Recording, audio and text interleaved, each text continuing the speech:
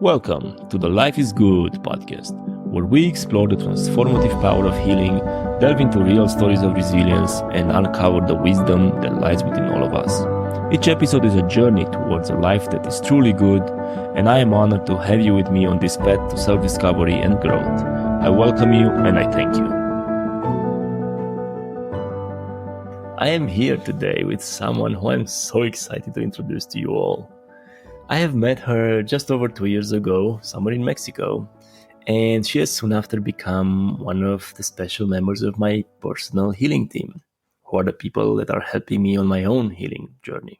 And I am just grateful and excited to sit with her as we get to talk a bit about her own healing journey, her own awakening, and lastly but not the least, about how did she come to do what she does best in this life, which is Theta Healing.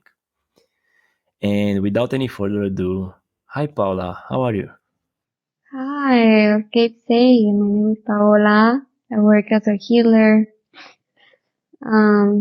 since I was 15 years old.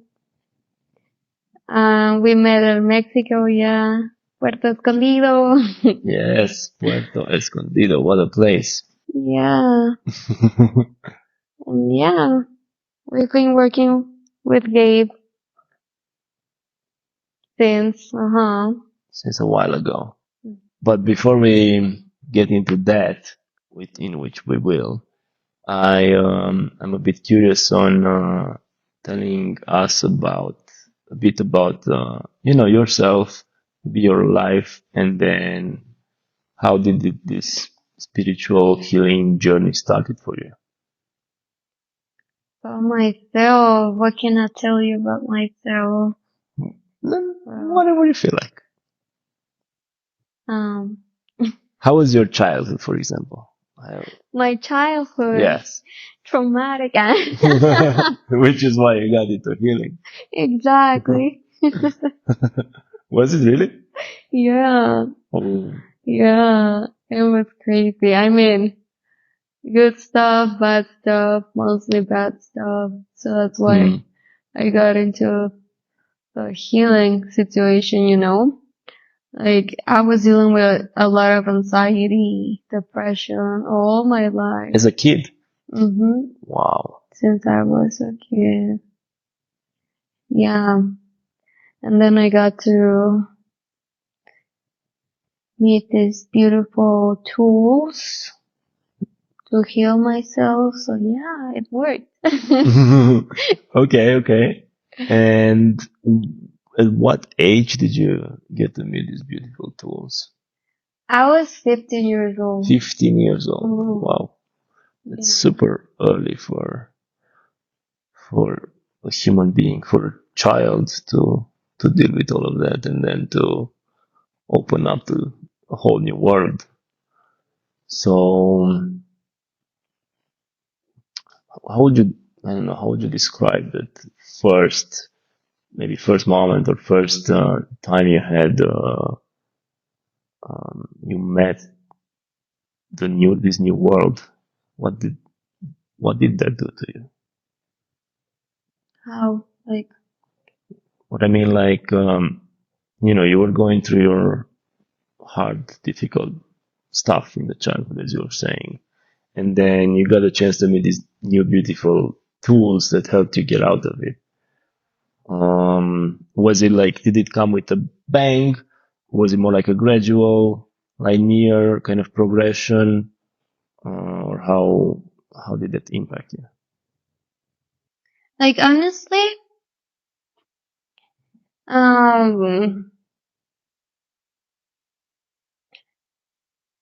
was always interested in this stuff, you know, like when I was a child. Yeah. I used to sleep with the light on because I was so scared of ghosts and shit like that, you know, like. Yeah. You still do. Exactly. I see these, like when I was a child, I used to see this huge shadow of light and I didn't know what was that, you know, and I was really, really scared. Yeah. And then that's where I started to believe there was something more, you know, and I grew up with this feeling that there was something more that nobody was telling us, you know, the truth. Right. We didn't learn about that in school or from our parents. Mm-hmm. Right. Yeah. And then one time I was talking about this stuff, you know, ghosts and like fairies and I don't know, like I've always been into this kind of situations. And I was talking about that with a friend and he told me about this healing technique that his dad was into and that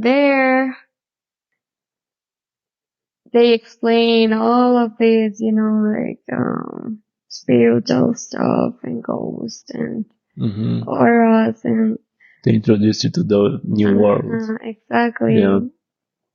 And I was amazed when I heard that, and I was like, "Oh my god, I have to book my first session." Wow. And I had my first Theta session, and I was amazed again, way more amazed. It felt like home, you know, because nobody could understand me. Now, like nowadays, I feel like it's popular, like everyone is talking about it, but back then, I had no one to talk with, and who understand, you know, like who was into this as well, who were into this as well. And when I had my first Theta session, I felt like I was in home, you know? Yeah, you arrived home. Like someone could understand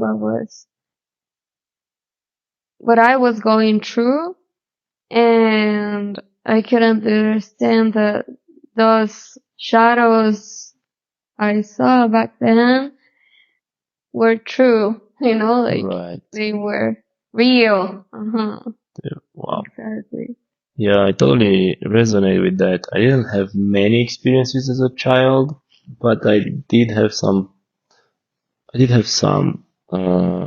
And of course, kind of like the general situation, talking to an adult about them, they'll just tell me that I don't know, I'm imagining stuff as a kid to go back to sleep or or all of that, right? Even talking to my friends, it was a bit similar story. But I remember from a very young age, I was always fascinated by this world of the paranormal, Exactly. which I just call nowadays the normal, except that society doesn't accept it. Exactly. That's why it's called the paranormal, because it could be the normal. Yeah. Okay, so you've met, you had the first introduction with Theta, and that kind of changed your story. Then it allowed you to go back home and to feel understood, I guess, and to feel like you're not crazy. Exactly. And to feel that, did you, at that point, was it at that point that you felt like there's a path forward for you with being a Theta practitioner, healer? Yeah. Right away. Yes. Wow. Like I've been learning a lot since I started Theta a lot. Not just Theta, you know, I've been looking here and there, but honestly, I love Theta Healing. It has explained me everything I need to, like I resonate with it so much. Can you give us maybe a short introduction into Theta, what Theta is? Okay, so Theta Healing, as the name says, we heal with the theta brainwave. The theta brainwaves are in charge of the subconscious mind, your connection with the creator, universe, whatever you call God, and the meditation state, you know? So when you're in theta, you're meditating and you're in your subconscious mind and you're making this connection with the creator. I call it creator. And then we make an intuitive reading. We do an intuitive reading where we see both sides, like positive and negative aspects. We see what we need to heal, and then we start with the healing with many situations we have in Theta, and then we, how can I say it? Like reprogram the subconscious mind, you know? Reprogram the subconscious mind. Yeah, we remove limits and then show different ways to achieve what you want, you know, without those limits. It's like, it's beautiful. Honestly. So you are helping someone break free of their own limitations, pretty much. Right? And since it's called Theta Healing, and it has to do with the theta waves that every person achieves that state when they're going to sleep. Or is it, if I understand correctly, it's right before going to sleep, right? Theta Healing is that state. Yeah. It's where you're about to sleep, but you're still conscious, you know? You're still conscious, yeah. I think it's also called the hypnagogic state. Exactly. Yeah. Exactly. So I'm wondering then, could this be achieved by anyone, any person, without having the need for a guide or a healer? What do you mean? Or maybe the question is, state? how come not everyone gets to process their trauma, their limiting beliefs every time they go to sleep, for example, since it's such a natural state we all go through. You know what I mean? I mean, we all can do it for sure, but exactly, you just said it, we don't have that guide to know how to access to those situations and how to deal with them, you know, how to heal them. We can access them for sure, but we don't know how to really access them, you know, like, take care of those situations. Yeah, yeah. So I totally understand that this is, more or less connected with therapy. Like even in therapy, just traditional psychotherapy, it's very important to have someone to help you integrate, to help you become aware of the limiting beliefs or the trauma or fears, triggers, whatever it is, and then be there as a guiding person, helping you walk the path and helping you integrate those. But I think what I'm mostly curious about is just the process of becoming, of getting into the theta waves and staying there for longer. So you are just as a regular person without having any experience with theta healing, just before they go to sleep, they access that state naturally. So my question is, what stops someone from lingering there long enough to see beyond the veil, like the way you do? To get just practice. Practice, because it's not easy. You have to practice a lot, because sometimes you may be meditating and how it called, like I think it's alpha waves instead of theta waves. Right. And then theta is that moment where you're about to sleep, but you're still conscious, and it's hard to not sleep, instead of staying there. So practice will get you there. And then the guidance from theta will show you how to heal those situations you're meeting in that state, That's why this is called theta healing, because we're healing with the theta brainwave. Of course. Okay. Thank you for that quick introduction, and thank you for answering my question. Practice. It all comes to practice. It's all coming down to practice. Okay. I guess back to you a bit. So you've been you've been practicing theta for a few years now, right?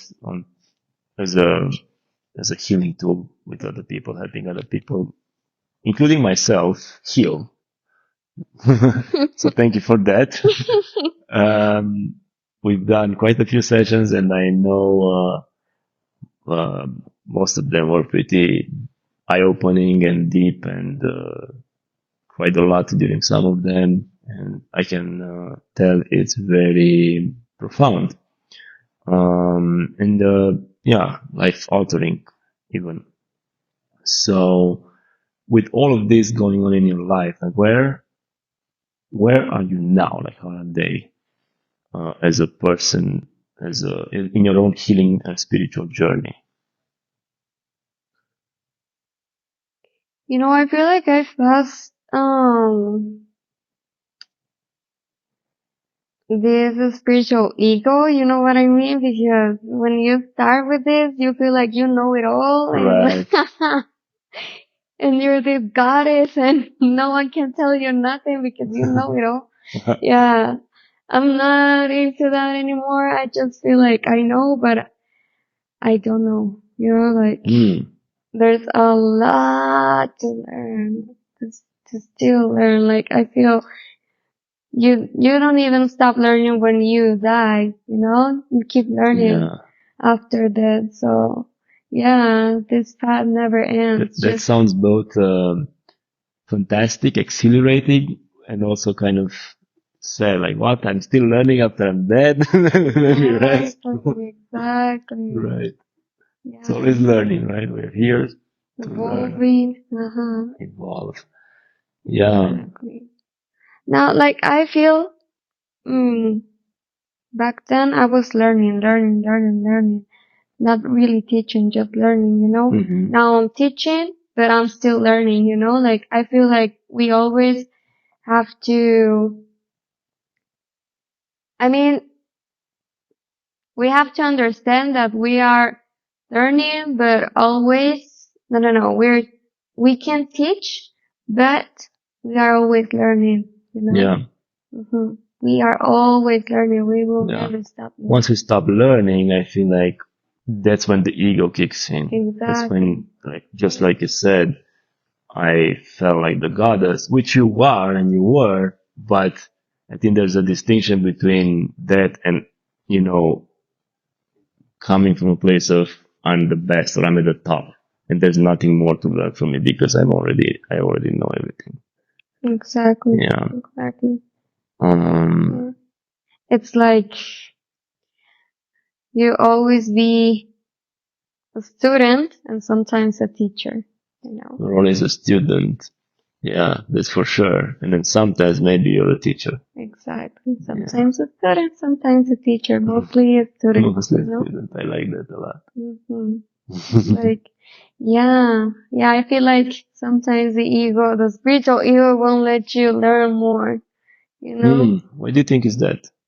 Because I think when we develop our intuitive abilities, our psychic abilities, we feel the power, Yeah. And sometimes we let the power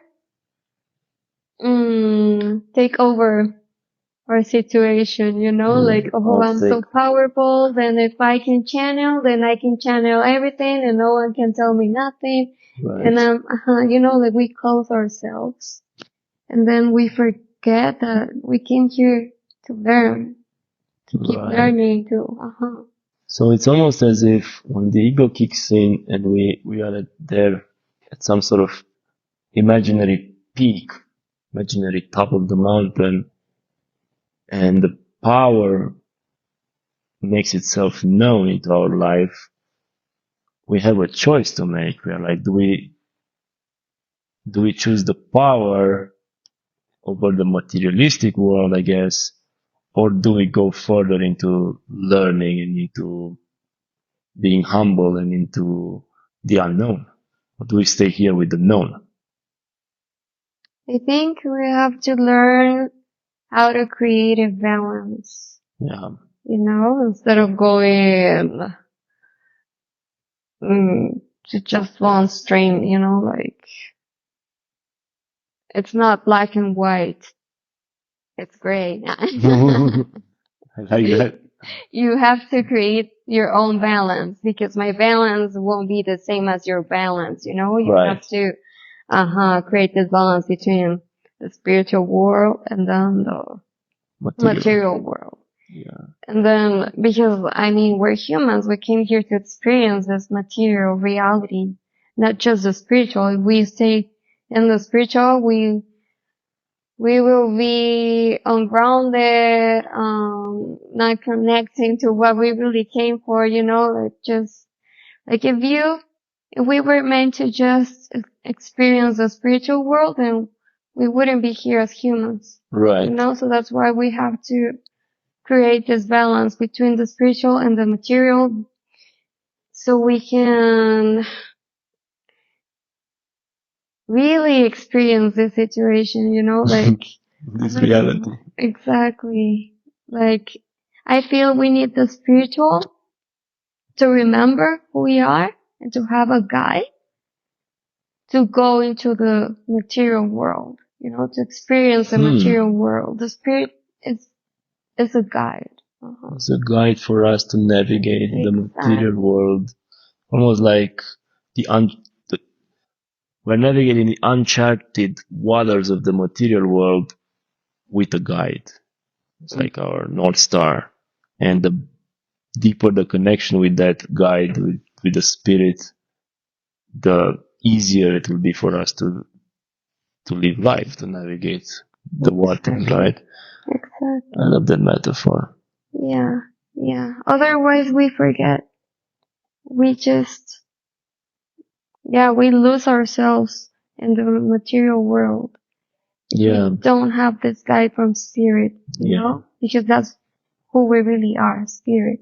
Yeah. We're spiritual beings that have a body, not a body that has a soul.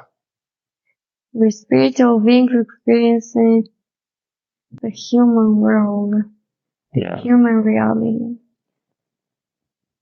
Yeah, yeah. Oh yeah. You mentioned balance before, and this idea of the gray area between black and white. It's not black, it's not white, it's gray. I think you have a really good point there. Balance has been a pretty difficult state to achieve in my life.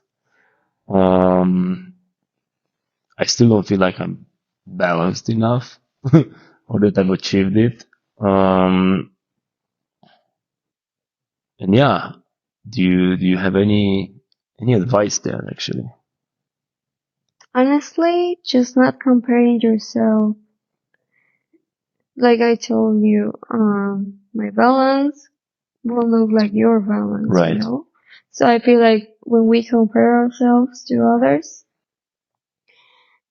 we lose this balance, you know, because we think our balance needs to look like someone else. Exactly.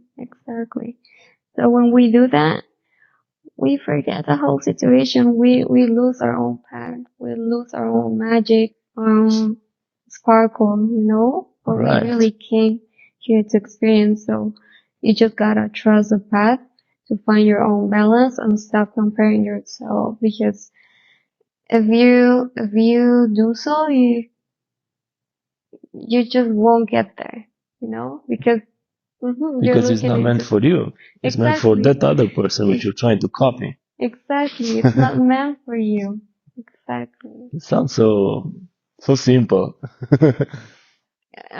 See. No, see, yes. Yeah. Yes.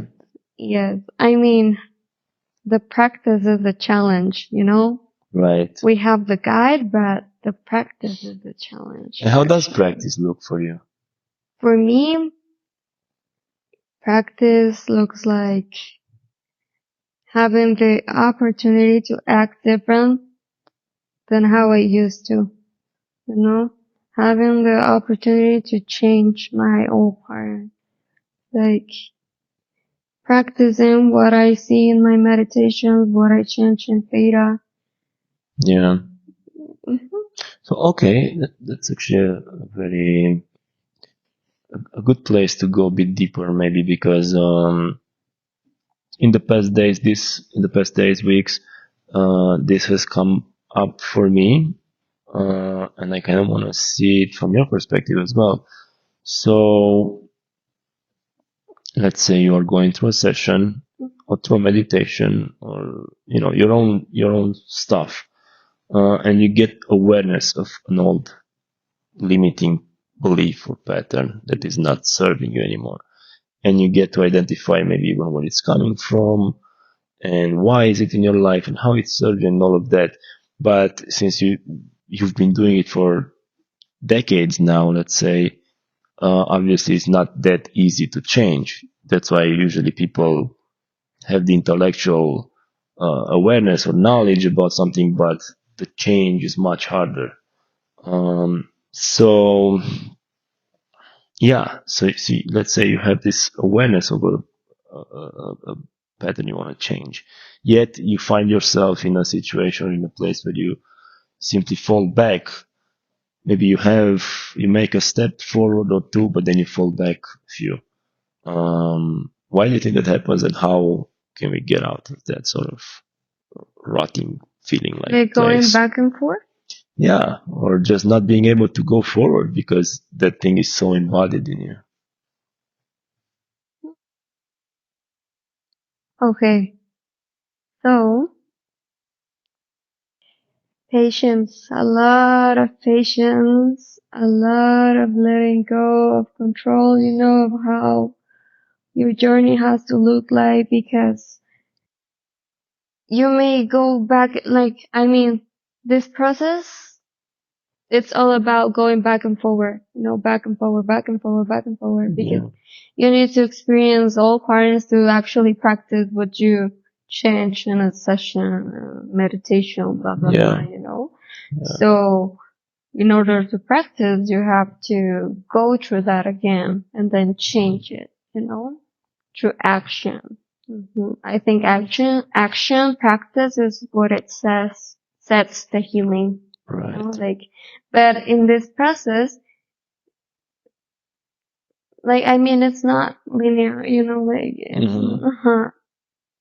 it's full of lows and ups and downs. That's what I mean. So, 1, trust the process. 2, let go of control. 3, keep healing. Don't underestimate the healing. Don't, if you still feel like you have to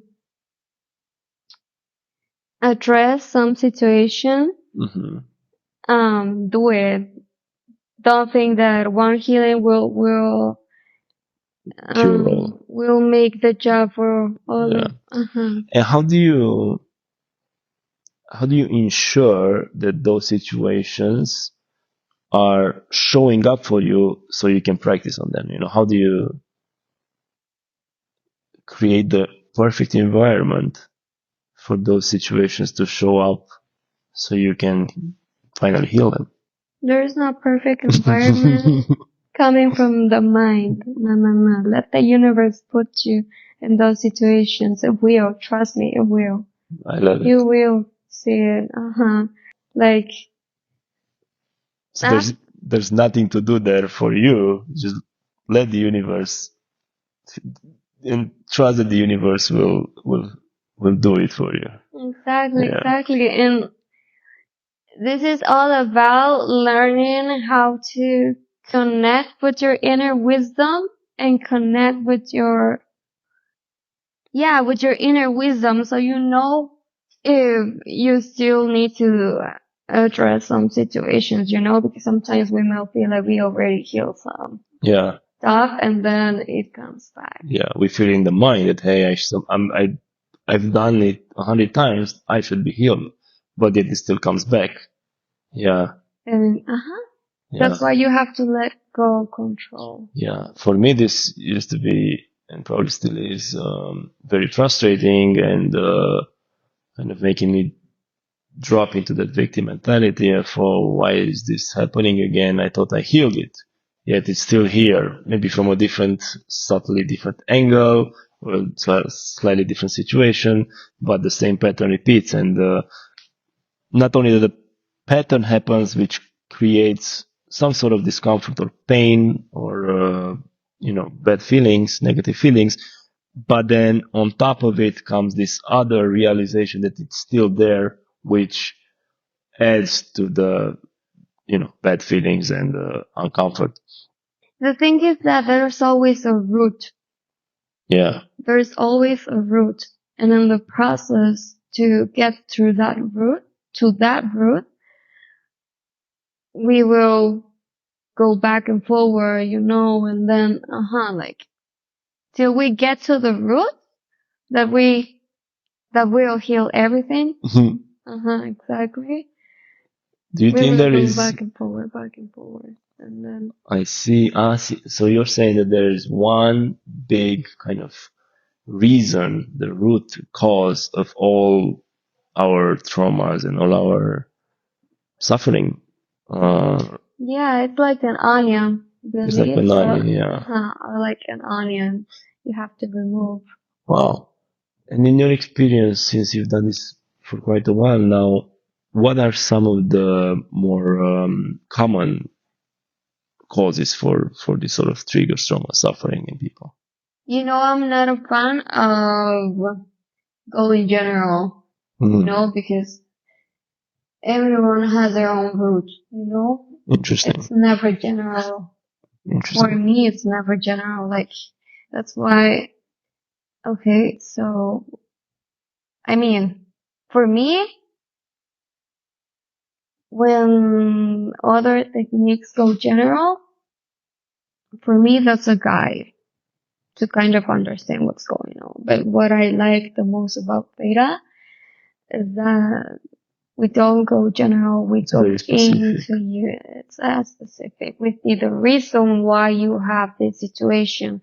And other techniques may tell you, oh, this is because your dad did this to you, or your mom, blah, blah, blah, or childhood. Sometimes it's not childhood, it's past life, right. Sometimes it's not something that happened in childhood.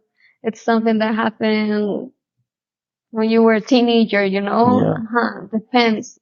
It's not general. Yeah. Yeah.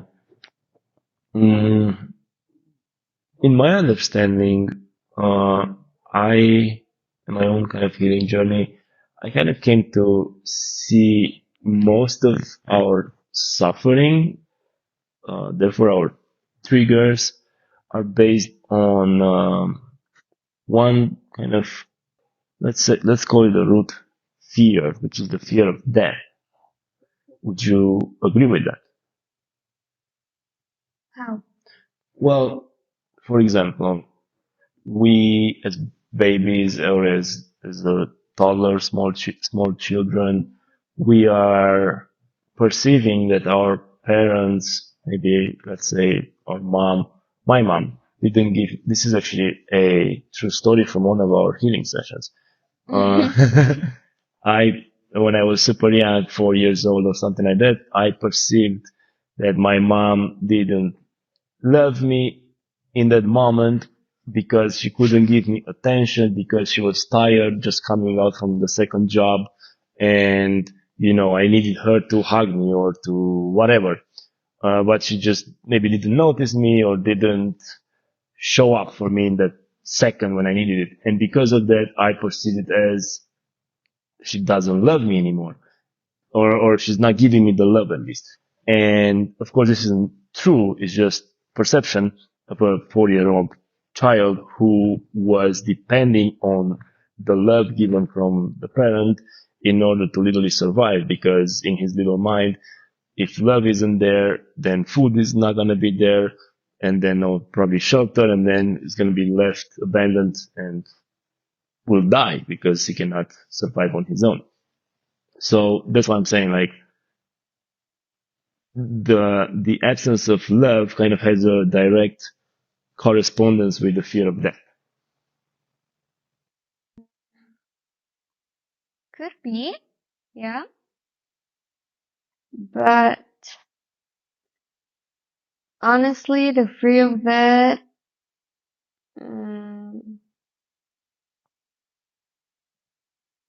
goes way further, you know? Like, could be something genetic as well. Like, I don't know. It could be something ancestral as well, you know? It all depends how rooted it is in you. Yeah. I can totally see that. If you feel it deep down in you, it's because it is in many levels of yourself, not just one level. Not just in one, yeah. And then, but I could see a scenario where even a karmic or ancestral trauma that's passed to us is still rooted in the fear of death that came from that ancestor, right? Do you agree with that? Yes. Yeah. We have 4 different belief levels. One is a fundamental. That's what we learn that's what we learn in this life, you know, like all those experiences that, how can I say this?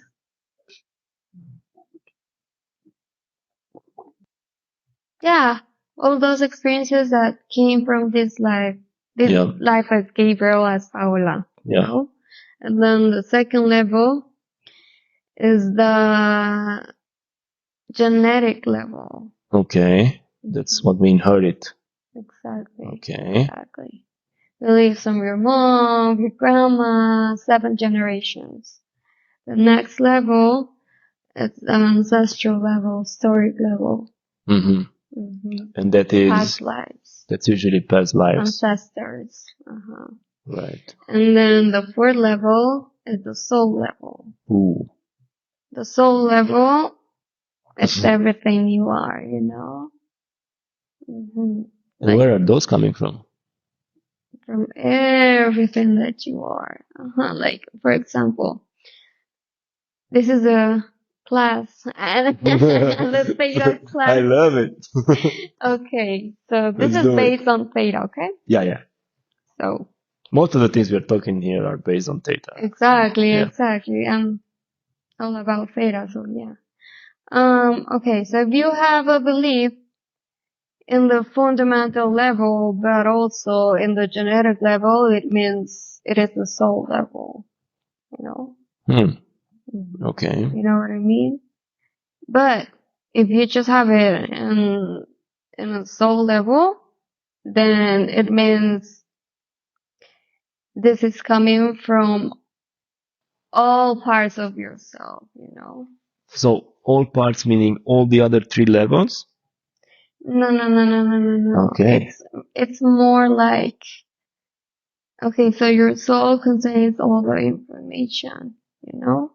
And then your soul came here to learn through experiences. And then sometimes you need to learn something from a soul level because your soul is missing to learn that situation. You know what I mean? So it may not be on a genetic level, but it may be on a soul level. That means that your soul is missing to understand the situation. And it will sort of guide you, or at times maybe even push you into ensuring that you're learning those lessons. And most of the times it's through making some mistakes. Right? Yeah, I can definitely see that in my life. Like, I feel like I'm learning the most through making mistakes. That's how it is.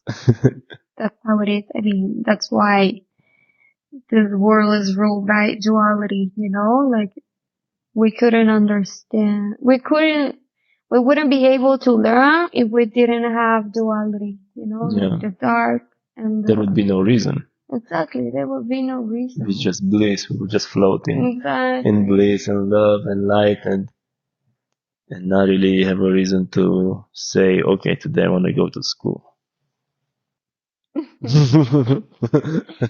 Why? I could just sit in my bed and watch cartoons all day. Exactly. Yeah. We need both sides. But if there's this sort of reasoning, this push, this maybe even fear sometimes, that something is gonna happen if you don't get up and go to school. Your mom is gonna punish you, then you will go. Mm, okay. Yeah, could be, but if you heal, you Right. learn that your motivation could be to meet your friends. Exactly. Hmm. I like that. I like that. Yeah.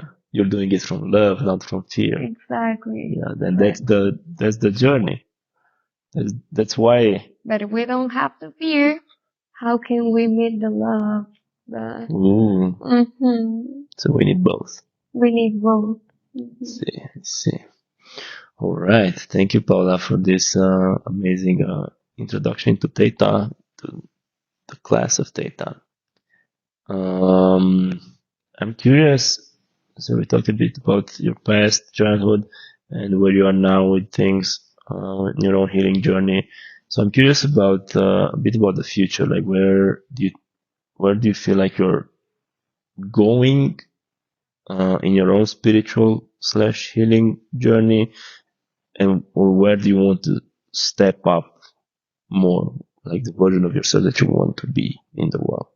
How does that look like? Mm, Or are you already there? nah. Well, of course, I want to keep learning.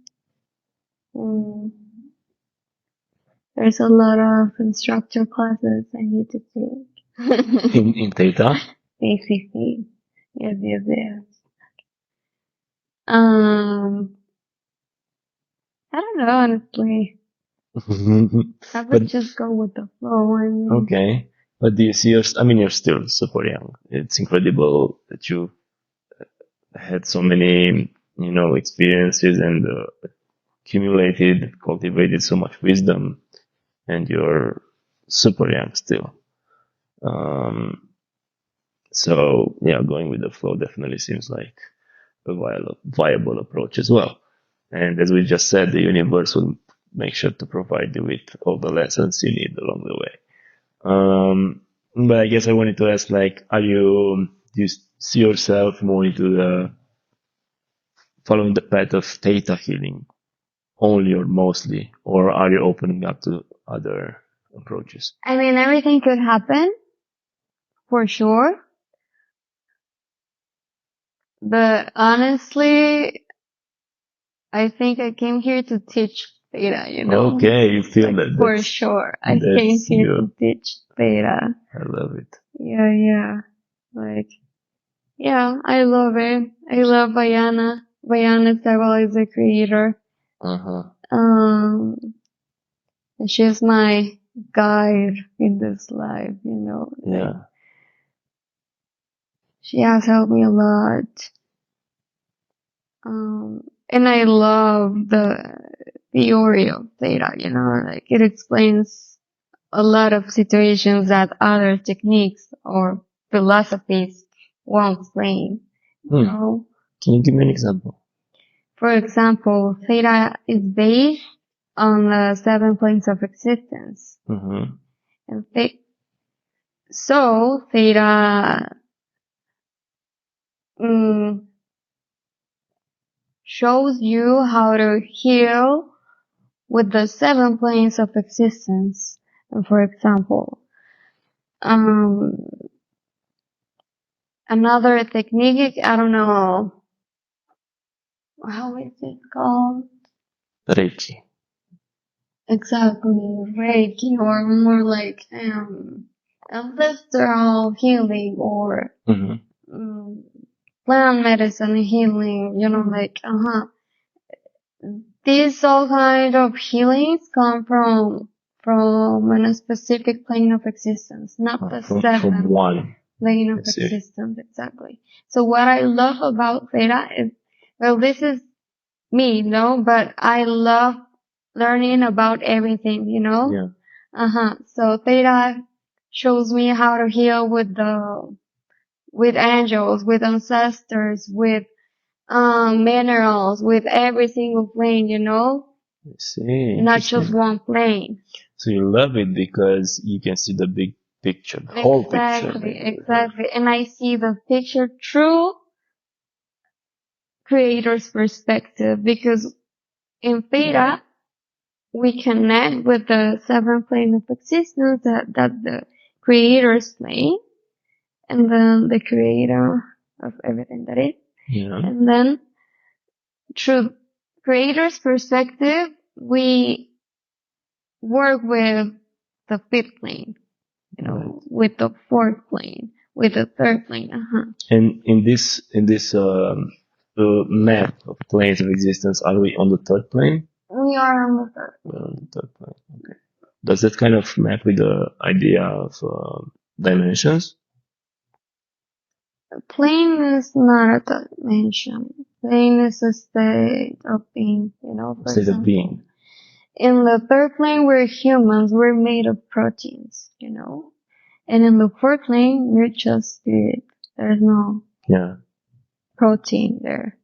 So it's a change of being, I don't know how to explain it. It's a change, of the form from the physical. It's almost like water can exist in as ice, as liquid, or as gas. Exactly. Like a solid, liquid, and gas. I see. So that's what these planes mean. States of being. Exactly. Yeah. Okay. States of being. Dimensions, it's more about vibration. Right. Right. Yeah. Dimensions divide the planes of existence, but it's different. You know what I mean? Yeah. It's like in the fifth plane, there's a lot of dimension. There's a plane of the highest duality there. Really? Because at the fifth plane, you can find demons, but also you can find the ascended masters like Buddha, Jesus Christ. The spirits that once were humans and left in great teaching here, And then they ascended. Okay. What's in the fourth level? Ancestors. Oh. And then what's at the second level or first? The second level, it's all about organic. Like plants and minerals? No. Minerals come from the first. Minerals is first. Wow. And 7th level is God? Creator. Very interesting. Thank you. I might take a Theta class now. Yeah. Okay, Paola. I think we are close to wrapping this up, but I wanted to ask you one last question. Based on your own experience and wisdom that you, as I just said, accumulated over your life. What do you think is one important piece of wisdom, of advice that you would like to share with people who listen?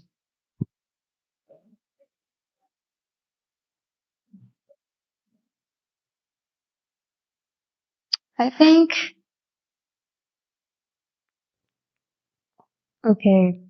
learn how to connect with your inner master, your inner wisdom, but never close yourself. Never close yourself. Exactly. Like, of course, you have to learn how to connect with your own wisdom, Yeah. with your own truth. Your truth, exactly. Yeah. But don't close yourself to the world, to other perspectives. Because if you do that, you may be closing yourself to your own truth, Wow, interesting. Exactly. Because sometimes we have to meet others' truth to meet our own truth. Because we are all mirrors.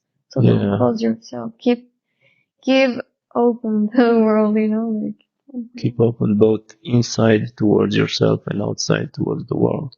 Yeah. Wow, that's not easy. Practice. Right. Trust the process. Right. I think it resonates a lot with the idea of opening the heart, right? Keep your heart open in any situation. Keep your heart open. Exactly. Wow. Mm-hmm. Love it. Well, thank you so much, Paola. Namaste. Namaste. So you are offering Theta Healing sessions still, right? Yeah. Theta sessions and Theta classes. And Theta classes. So where can people find you? You can find me on Instagram as On My Way to Heal. I take Spanish, but I can do Right. Yeah. Obviously, you're from Mexico. English sessions as well. I've done them before. So Spanish speaking people and English as well. Okay. So yeah, that's it. Just Spanish and English, no Just more than that. Maybe in a few years French. Maybe.